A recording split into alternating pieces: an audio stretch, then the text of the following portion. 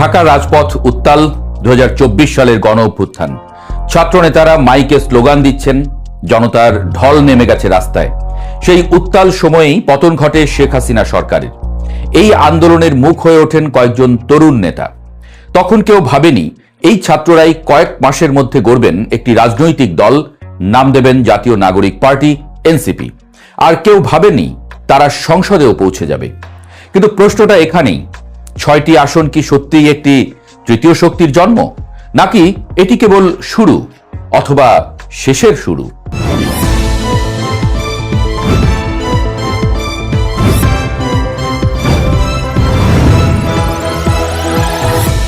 রাজপথ থেকে ব্যালট বাক্সে পৌঁছে গেছে দলটি। 2025 সালের ফেব্রুয়ারিতে আনুষ্ঠানিকভাবে যাত্রা শুরু করে এনসিপি। দাবি ছিল বড়, আমরাই বিকল্প। তাদের ভাষ্য ছিল পুরনো দলগুলো জনগণের আস্থা হারিয়েছে। রুহুল আমিনের মতো তরুণ ভোটাররা তখন আশায় বুক বাঁধেন। বহু বছর ধরে তিনি বিশ্বাসযোগ্য তৃতীয় শক্তির অপেক্ষায় ছিলেন। কিন্তু রাজপথ আর ব্যালট বাক্স এক জিনিস নয়। 12ই ফেব্রুয়ারির নির্বাচনের আগে জনমত জরিপে দেখা গেল এনসিপির সমর্থন এক অঙ্কের মধ্যেই ঘোরাফেরা করছে। বিশাল জনসমর্থনের ঢেউ যা অভ্যুত্থানের সময় ছিল তা আর নেই। কারণ আবেগ আর সংগঠন এক জিনিস নয়, আন্দোলন আর নির্বাচন এক খেলা নয়। ঠিক এই সময় অপ্রত্যাশিত জোটের ঘোষণা। শুরুতে এনসিপি একাই লড়তে চেয়েছিল, কিন্তু বাস্তব রাজনীতি কঠিন। শেষ পর্যন্ত তারা জোট বাঁধে বাংলাদেশ জামায়াতে ইসলামীর সঙ্গে। 300 আসনের মধ্যে মাত্র 30টিতেই লড়াই এবং জয় পায় 6টিতে। অন্যদিকে বাংলাদেশ জাতীয়তাবাদী দল বিএনপি নেতৃত্বাধীন জোট পায় 212 আসন, জামায়াত নেতৃত্বাধীন জোট পায় 77টি। সংখ্যা বলছে এনসিপি ছোট, কিন্তু প্রতীকীভাবে তারা সংসদে ঢুকেছে। এটাই তাদের বড় দাবি। তবে জোট বাঁধার পরপরই এনসিপিতে ফাটল ধরে। সমস্যা শুরু এখান থেকেই। জামায়াতের সঙ্গে জোট এনসিপির ভেতরেই সৃষ্টি করে অস্বস্তি। দলটির 1 ডজনেরও বেশি জ্যেষ্ঠ নেতা পদত্যাগ করেন। তাদের অভিযোগ ছিল অভ্যুত্থানের অন্তর্ভুক্তিমূলক চেতনার সঙ্গে জামায়াতের ঐতিহাসিক অবস্থান সাংঘর্ষিক। তবে এনসিপির মুখপাত্র আসিফ মাহমুদ সজীব ভূঁইয়া বলেন, এটি কেবল নির্বাচনী জোট, কোনো আদর্শিক একীভূতকরণ নয়। কিন্তু প্রশ্ন উঠছে, রাজনীতিতে কি জোট কখনো শুধু নির্বাচনী থাকে? আল জাজিরাকে দেওয়া সাক্ষাৎকারে বিশ্লেষকরা বলেছেন, এনসিপি এখন এক অস্পষ্ট জায়গায় দাঁড়িয়ে। তারা কি স্বাধীন তৃতীয় শক্তি, নাকি জামায়াতের কৌশলগত সুবিধাভোগী? যুক্তরাষ্ট্রের জর্জিয়া স্টেট ইউনিভার্সিটির গবেষক আসিফ বিন আলী মন্তব্য করেন, এনসিপি এখনো আলাদা কোনো সুস্পষ্ট এজেন্ডা তুলে ধরতে পারেনি। এমনকি সাবেক নেতা অনিক রায়ের দাবি, জামায়াত ছাড়া এনসিপি হয়তো একটি আসনও পেত না। এই বক্তব্য কঠিন, কিন্তু এও মনে রাখা প্রয়োজন, রাজনৈতিক বাস্তবতা কখনো কোমল হয় না। এখন এনসিপির সামনে সবচেয়ে বড় প্রশ্ন, তারা কি তৃণমূলে শিকড় গাড়তে পারবে? কারণ আন্দোলনের শক্তি ছিল শহরে, কিন্তু ভোটের রাজনীতি যেতে গ্রামে, ইউনিয়নে, ওয়ার্ডে। নেতারা বলছেন আসন্ন স্থানীয় সরকার নির্বাচনে তারা এককভাবে লড়বেন। এটাই হবে আসল পরীক্ষা। যদি তারা আবারও জোটে যায়, তাহলে কি তৃতীয় শক্তির দাবি দুর্বল হবে? 2024 সালের গণ অভ্যুত্থান ছিল বিস্ফোরণ। দল মত নির্বিশেষে মানুষ এক হয়েছিল। কিন্তু দলীয় রাজনীতি বিভাজন তৈরি করে। এখানে আপোষ আছে, সমঝোতা আছে, ক্ষমতার সমীকরণ আছে। এনসিপি এখন সেই কঠিন বাস্তবতার মধ্যে। তাদের নেতারা বলছেন, আমরা রাজপথ থেকে এসেছি, আমরা পিছু হটব না। সমর্থকরা বিশ্বাস করেন 6টি আসন কোনো শেষ নয়, বরং শুরু। আর সমালোচকরা বলছেন সংগঠন দুর্বল, আদর্শ অস্পষ্ট, জোট নির্ভরতা বিপজ্জনক। এনসিপি কি পরিষ্কারভাবে বলতে পারবে তারা মধ্য বাম, মধ্য ডান? তাদের অর্থনৈতিক দর্শন কি? ধর্মনিরপেক্ষতার প্রশ্নে অবস্থান কি? বাংলাদেশের রাজনীতিতে এই পার্থক্যগুলো খুবই গুরুত্বপূর্ণ। এই ধরনের অস্পষ্টতা দীর্ঘমেয়াদে বিপজ্জনক। 2029 বা 2034 সালের নির্বাচন, এনসিপি কি তখন 6 আসন থেকে 60-এ পৌঁছাবে, নাকি তারা ইতিহাসের ফুটনোট হয়ে যাবে? একটি ছাত্র আন্দোলনের রাজনৈতিক পরীক্ষা। রাজনীতিতে সময়ই সবচেয়ে বড় বিচারক। এখনকার বাস্তবতা সহজভাবে বলা যায়, এনসিপি সংসদে আছে, তাদের পেছনে একটি ঐতিহাসিক আন্দোলনের স্মৃতি আছে, অতীত আছে, তাদের সামনে কাঠামোগত চ্যালেঞ্জের পাহাড় আছে। 6টি আসন একদিকে সম্ভাবনার প্রতীক, অন্যদিকে সীমাবদ্ধতার স্মারক। রুহুল আমিনের মতো সমর্থকরা আশাবাদী। তারা মনে করেন রাজপথ থেকে সংসদ, এটাই প্রমাণ যে পরিবর্তন সম্ভব। কিন্তু তৃতীয় শক্তি হতে হলে কেবল আবেগ নয়, সংগঠন, আদর্শিক স্বচ্ছতা আর দীর্ঘমেয়াদী কৌশল দরকার। প্রশ্ন রয়ে যায়, এনসিপি কি সেই পরীক্ষায় উত্তীর্ণ হবে, নাকি বাংলাদেশে তৃতীয় শক্তির স্বপ্ন আবারও অপূর্ণই থেকে যাবে?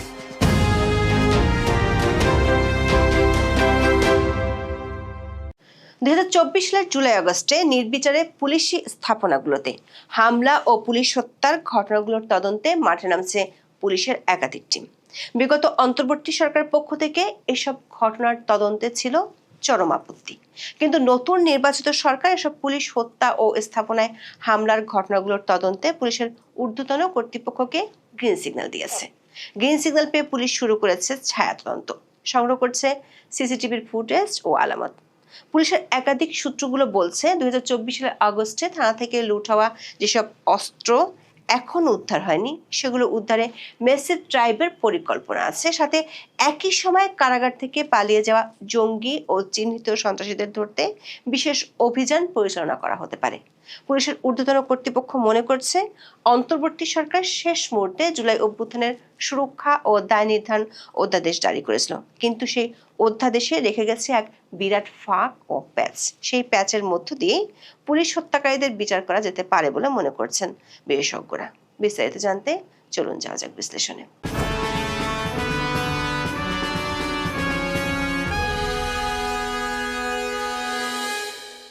2024 সালের 20 জুলাই সারা ঢাকা শহর ছিল উত্তাল। সেদিন সকালে রায়েরবাগ এলাকায় এমন একটি ঘটনা ঘটে যা ছিল বিভৎস। টুরিস্ট পুলিশের এএসআই মোহাম্মদ মুক্তাদির মাতুয়াইলের বাসা থেকে অফিস ধরতে পল্টনের পথে রওনা হন। পথে তার পরিচয়পত্র দেখার পর একদল মানুষ তাকে পিটিয়ে হত্যা করে। এরপর মরদেহ রায়েরবাগ ফুটব্রিজে ঝুলিয়ে রাখে কয়েক ঘন্টা। একই বছরের 4 আগস্ট সন্ত্রাসী হামলায় সিরাজগঞ্জ জেলার এনায়েতপুর থানার ওসি আব্দুর রাজ্জাক সহ 15 জন পুলিশ সদস্যকে কুপিয়ে হত্যা করা হয়।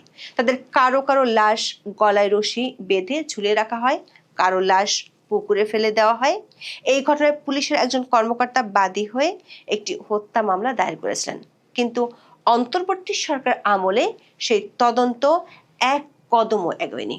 একই দিন কুমিল্লার ইলিয়াটগঞ্জ হাইওয়ে থানার এক পুলিশ সদস্য সন্ত্রাসী হামলায় নিহত হন। পরদিন 5 আগস্ট রাজধানীর যাত্রাবাড়ি থানায় হামলা করা হয়। 4 জন পুলিশ সদস্যকে পিটিয়ে হত্যা করার পর থানায় আগুন ধরিয়ে দেওয়া হয়। থানায় দায়িত্ব পালনরত অবস্থায় পিটিয়ে হত্যা করা হয় কনস্টেবল আব্দুল মজিদকে। সেই হত্যার ঘটনায় 2024 সালের 23 সেপ্টেম্বর যাত্রাবাড়ি থানায় অজ্ঞাত আসামিদের বিরুদ্ধে একটি হত্যা মামলা করেন কনস্টেবল আব্দুল মজিদের স্ত্রী শাহজাদি বেগম। কিন্তু অন্তর্বর্তী সরকারের 1.5 বছরের শাসনামলে এই মামলাটির তদন্ত শুরুই হতে পারেনি। দর্শক, জুলাই আন্দোলনে হামলায় আসলে কত পুলিশ মারা গেছেন তা নিয়ে আছে বিতর্ক। পুলিশ সদর দপ্তর জানিয়েছিল 44 জন সদস্যকে হত্যা করা হয়েছে। পুলিশ সদর দপ্তর থেকে তখন দেয়া এই হিসাব অনুযায়ী 2024 সালের 20 জুলাই থেকে 14 আগস্টের মধ্যে এসব পুলিশ সদস্য মারা যান। 44 জনের মধ্যে সবচেয়ে বেশি 25 জন পুলিশ সদস্য মারা যান 5 আগস্ট। আগের দিন 4 আগস্ট মারা যান 15 জন। অঞ্চলভেদে নিহতদের সংখ্যা বিশ্লেষণে দেখা যায় ঢাকা মহানগর এবং সিরাজগঞ্জ জেলা ছিল সবচেয়ে বেশি ক্ষতিগ্রস্ত এলাকা। ঢাকা মহানগরে 14 জন এবং সিরাজগঞ্জে 14 জন পুলিশ নিহত হন। পুলিশ কর্মকর্তারা অবশ্য এত কম সদস্যের মৃত্যুর বিষয়টি মানতে নারাজ। তাদের মতে নিহতের সংখ্যা আরো অনেক বেশি। দৈনিক দেশ রূপান্তরের এক রিপোর্টে বলা হয়েছে, পুলিশ অন্তর্বর্তী সরকারের কাছে তদন্তের দাবি তুলেছিল, কিন্তু ডক্টর ইউনূসের প্রশাসন তা আমলে নেয়নি। উল্টো স্বঘোষিত পুলিশ হত্যাকারীদের দায় মুক্তি দেওয়ার জন্য বিজ্ঞপ্তি জারি করেছিল অন্তর্বর্তী সরকার। নোয়াখালীর সোনাইমুড়ি থানা পুলিশের এক কনস্টেবলকে হত্যার অভিযোগে 2024 সালের 12 অক্টোবর এক কিশোর ও 2 তরুণকে গ্রেপ্তার করেছিল পুলিশ। তারা হত্যার ঘটনায় সংশ্লিষ্টতা স্বীকার করে 164 ধারায় আদালতে জবানবন্দি দিয়েছিল। এই ঘটনায় সরকার তখনকার মিত্ররা বেশ ক্ষেপে যায়। 2 দিনের মধ্যে স্বরাষ্ট্র মন্ত্রণালয় থেকে বিজ্ঞপ্তি জারি করা হয়। 2024 সালের 15 জুলাই থেকে 8ই আগস্ট পর্যন্ত জুলাই আন্দোলন সংশ্লিষ্ট ঘটনার জন্য কোনো মামলা, গ্রেপ্তার বা হয়রানি করা হবে না। তখন প্রশ্ন উঠেছিল, ওই সময় যেসব পুলিশ সদস্য হত্যাকাণ্ডের শিকার হয়েছেন তারা ন্যায় বিচার পাবেন কিনা। এছাড়া 5ই আগস্ট থেকে 8ই আগস্ট পর্যন্ত সারা দেশে হত্যা, লুটপাট ও অগ্নিসংযোগের ঘটনার শিকার ব্যক্তিরাও ন্যায় বিচার থেকে বঞ্চিত হয়েছেন। আন্দোলন চলাকালে সারা দেশের প্রায় 70% পুলিশ স্থাপনা হামলার শিকার হয়। পুলিশ সদর দপ্তরের তথ্য অনুযায়ী সারা দেশে মোট 639টি থানার মধ্যে 450 থেকে 460টি থানায় হামলার ঘটনা ঘটেছে। এর মধ্যে 114টি থানা ও পুলিশ ফাঁড়িতে ব্যাপক ভাঙচুর, লুটপাট এবং সরাসরি অগ্নিসংযোগ করা হয়েছে, যার ফলে পুলিশের দাপ্তরিক নথিপত্র, জব্দকৃত মালামাল এবং অবকাঠামো সম্পূর্ণ ধ্বংস হয়ে গেছে। শুধু 5ই আগস্ট ও তার পরবর্তী সময় 58টি থানায় আগুন দেওয়ার ঘটনা ঘটে। ঢাকা মহানগরে 13টি থানা মারাত্মকভাবে ক্ষতিগ্রস্ত হয়, যার ফলে রাজধানীর পুলিশিং ব্যবস্থা কয়েকদিনের জন্য সম্পূর্ণ অচল হয়ে পড়েছিল। থানা ও পুলিশ ফাঁড়িগুলোতে হামলার সময় আন্দোলনকারীদের পাশাপাশি একদল দুষ্কৃতকারী রাষ্ট্রীয় অস্ত্রাগার থেকে বিপুল পরিমাণ আগ্নেয়াস্ত্র ও গোলাবারুদ লুট করে। এই লুণ্ঠিত অস্ত্রগুলো পরবর্তী সময় অপরাধমূলক কর্মকাণ্ডে ব্যবহৃত হওয়ার আশঙ্কা থাকায় তা জাতীয় নিরাপত্তার জন্য এক দীর্ঘমেয়াদী সংকটের সৃষ্টি করেছে। পুলিশ সদর দপ্তরের সবশেষ পরিসংখ্যান অনুযায়ী সারা দেশের বিভিন্ন স্থাপনা থেকে 5,753টি থেকে 5,829টি পর্যন্ত আগ্নেয়াস্ত্র লুট করা হয়েছিল।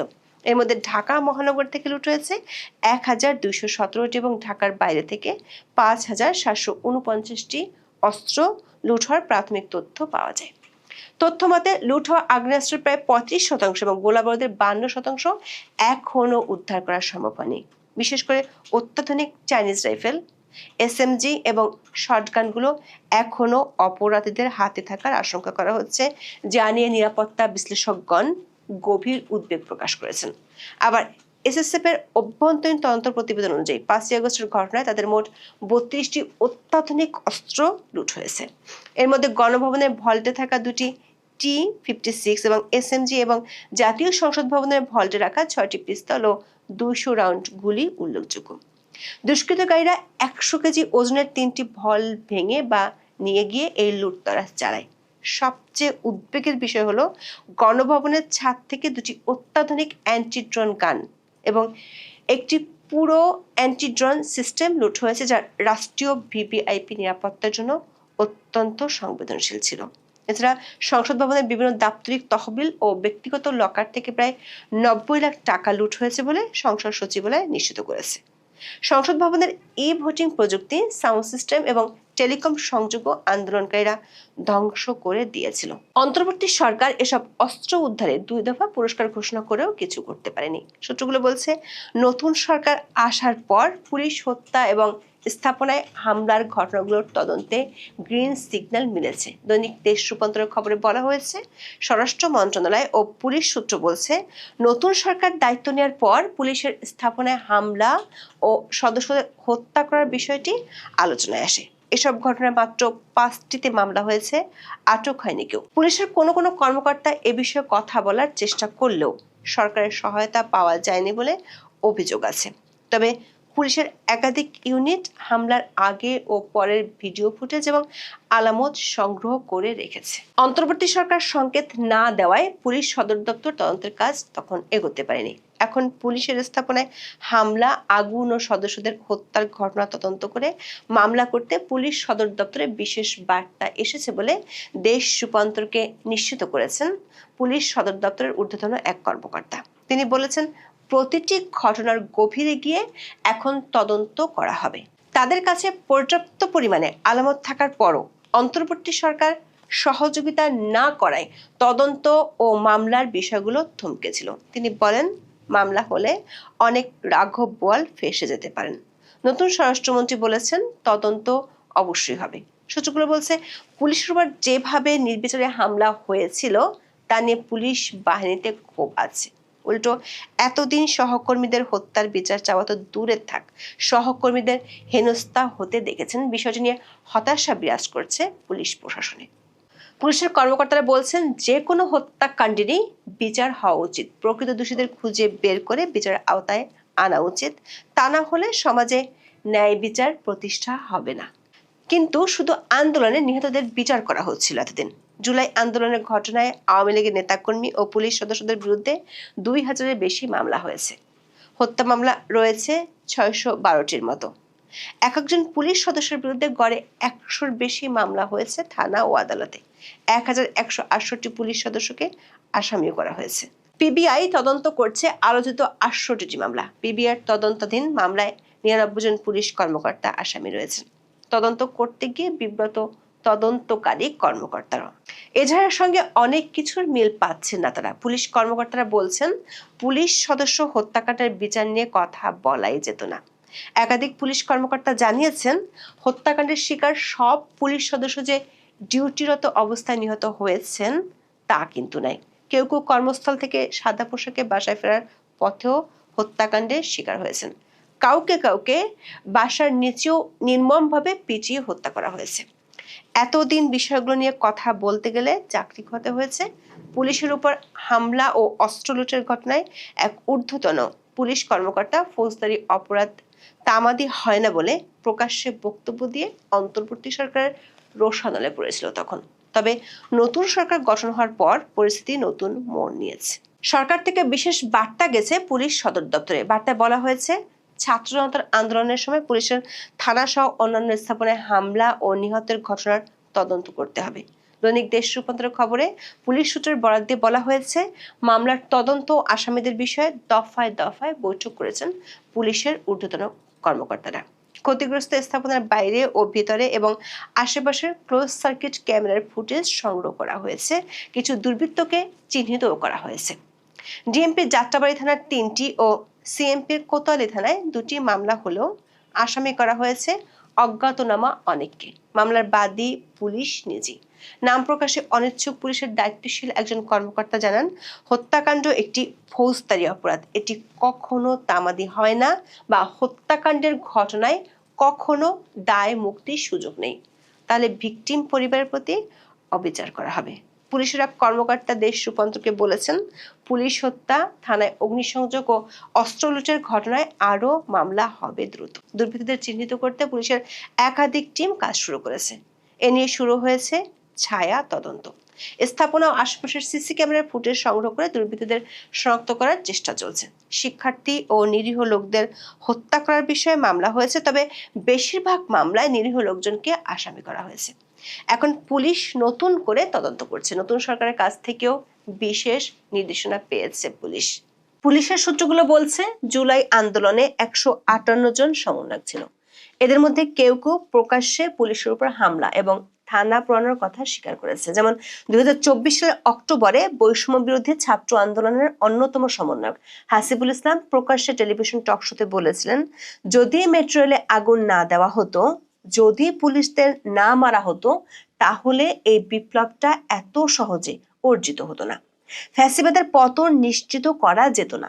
গত জানুয়ারিতে বানিয়াচং থানা জ্বালিয়েছি, এসআই সন্তোষকে পুড়িয়েছি বলে ওসিকে হুমকি দেন মাহাদি হাসান। তখন পুলিশ তাকে আটক করলেও অন্তর্বর্তী সরকার তার জামিনের নির্দেশ দিলে অসহায় পুলিশের কিছুই করার ছিল না। পুলিশ জানিয়েছে, ছায়া তদন্তে যেসব প্রমাণ পাওয়া গেছে তাতে কমপক্ষে 27 জনের ব্যাপারে চমকপ্রদ তথ্য পাওয়া গেছে, যারা বিগত অন্তর্বর্তী সরকারের আমলে বেশ পাওয়ারফুল ছিল। এছাড়া 15 জন জঙ্গির ব্যাপারে তথ্য পাওয়া গেছে। ডিএমপি সূত্রে জানা গেছে, যাত্রাবাড়ী থানায় কারা আগুন দিয়েছিল সেই ফুটেজ তারা সংগ্রহ করেছে। এর মধ্যে একজন তালিকাভুক্ত জঙ্গিও আছে। 12 ফেব্রুয়ারি নির্বাচনের পর থেকে এই জঙ্গি পলাতক। পুলিশ জানতে পেরেছে, এই 42 জনের সাথে বিগত সরকারের পাওয়ারফুল 8 ব্যক্তির সাথে খুব ঘনিষ্ঠ সম্পর্ক ও যোগাযোগ ছিল জুলাই আন্দোলনের সময়। ফেঁসে যেতে পারেন তাদের কেউ কেউ। দর্শক, শুধু পুলিশ হত্যাকাণ্ড ও পুলিশের উপর হামলার ঘটনাগুলোই নয়, জুলাই আগস্টের আন্দোলনের সময় কারাগারে হামলা, লুট ও জঙ্গিদের পালানোর ঘটনাগুলো নতুন করে তদন্ত শুরু করতে যাচ্ছে আইন শৃঙ্খলা বাহিনী। ওই সময় দেশের 17টি কারাগারে হামলা হয়েছিল। 2240 জন বন্দী পালিয়ে যায়, যাদের মধ্যে দুর্ধর্ষ জঙ্গি, মৃত্যুদণ্ডপ্রাপ্ত আসামি এবং শীর্ষ সন্ত্রাসীও ছিল। কারাগার থেকে পালানো বন্দীদের মধ্যে 1520 জনকে পুনরায় গ্রেপ্তার বা ফিরিয়ে আনা সম্ভব হলেও এখনো 721 জন পলাতক রয়েছে। এদের মধ্যে 60 জন মৃত্যুদণ্ডপ্রাপ্ত আসামি এবং 9 জন নিষিদ্ধ জঙ্গি সংগঠনের সদস্য হিসেবে চিহ্নিত, যারা অত্যন্ত বিপজ্জনক বা হাই রিস্ক ক্যাটাগরির। নরসিংদী কারাগার থেকে পালানো 9 জন জঙ্গির মধ্যে 7 জন আনসারুল্লাহ বাংলা টিমের এবং 2 জন জেএমবি সদস্য ছিল। এদের মধ্যে ফারুক আহমেদ নামক এক জঙ্গিকে পুনরায় গ্রেপ্তার করা গেলেও বাকিদের একটি বড় অংশ এখনো অধরা। কাশিমপুর হাই সিকিউরিটি কারাগার থেকে পালানো বন্দীদের মধ্যে জঙ্গি ও দুর্ধর্ষ সন্ত্রাসীদের সংখ্যা ছিল বেশি। এসব জঙ্গিদের ধরতে নতুন করে অভিযান শুরু করেছে পুলিশ। পুরাতন কয়েকজন জঙ্গিকে নতুন করে রিমান্ডে আনা হচ্ছে। দর্শক, অন্তর্বর্তী সরকার শেষ মুহূর্তে গত 25 জানুয়ারি জুলাই অভ্যুত্থান সুরক্ষা ও দায় নির্ধারণ অধ্যাদেশ জারি করেছিল। আইন বিশেষজ্ঞরা বলছেন, এই অধ্যাদেশে থানা পুলিশের উপর আক্রমণকে বলা হয়েছে বিশৃঙ্খল পরিস্থিতির অপরাধমূলক অপব্যবহার, যার অর্থ রাজনৈতিক প্রতিরোধের পরিবর্তে সংকীর্ণ ও ব্যক্তিগত স্বার্থে সংগঠিত হত্যাকাণ্ড। এই ধারার বলেই পুলিশ হত্যাকারীদের বিচার সম্ভব বলে মনে করেন বিশেষজ্ঞরা। এখন এ পর্যন্ত। সবাই ভালো থাকুন, সুস্থ থাকুন, নিরাপদে থাকুন।